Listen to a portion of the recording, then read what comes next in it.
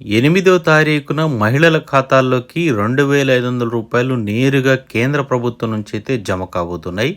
ఎందుకు, ఎప్పుడు, ఏంటి అనేది ఈ వీడియోలో మనం తెలుసుకుందాం. ప్రధాని మోడీ గారైతే ఈ హామీని ప్రకటించడం జరిగింది.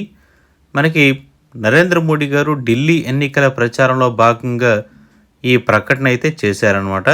ఫిబ్రవరి 8వ తేదీన బీజేపీ ప్రభుత్వం ఢిల్లీలో ఏర్పడుతుందని, మార్చి 8న అంతర్జాతీయ మహిళా దినోత్సవాన్ని పురస్కరించుకొని మహిళల ఖాతాల్లోకి రూ. 2,500 చొప్పున జమ చేస్తామంటూ హామీ అయితే ఇచ్చారు.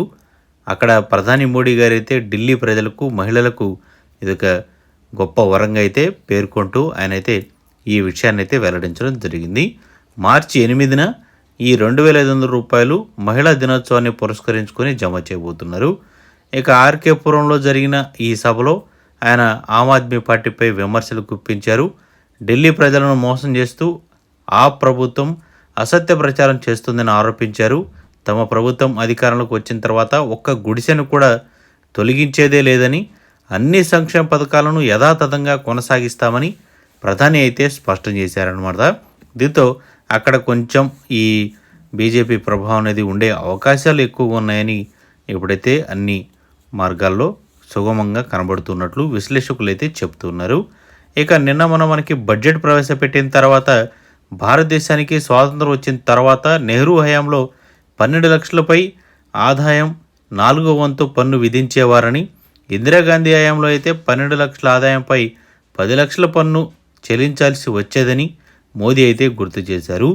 15 ఏళ్ల క్రితం కాంగ్రెస్ ప్రభుత్వంలో 12 లక్షలు సంపాదిస్తే దానిపై రూ. 2,60,000 పన్ను కట్టాల్సి వచ్చేదని చెప్పారనమాట ప్రధాని మోడీ.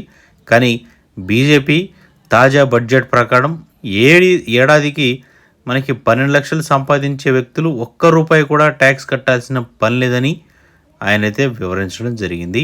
దీంతో ఈ ట్యాక్స్ ఎక్సెంప్షన్ అనేది కూడా ఒక మేరకు సామాన్యులకు ఊరటనిచ్చే అంశాన్నిగా పరిగణిస్తూ దీనైతే హైలైట్ చేస్తూ ఉన్నారు. సో ఇక నుంచి కేంద్ర ప్రభుత్వం ఈ విషయాన్ని ఎక్కువగా చెప్పే అవకాశాలు అయితే ఉన్నాయని అటు విశ్లేషకులు, పరిజ్ఞానులు అయితే చెప్తున్నారు. సో ప్రస్తుతానికైతే కేంద్ర బడ్జెట్లో ఈ అంశాన్ని కూడా పొందుపరచడం జరిగింది.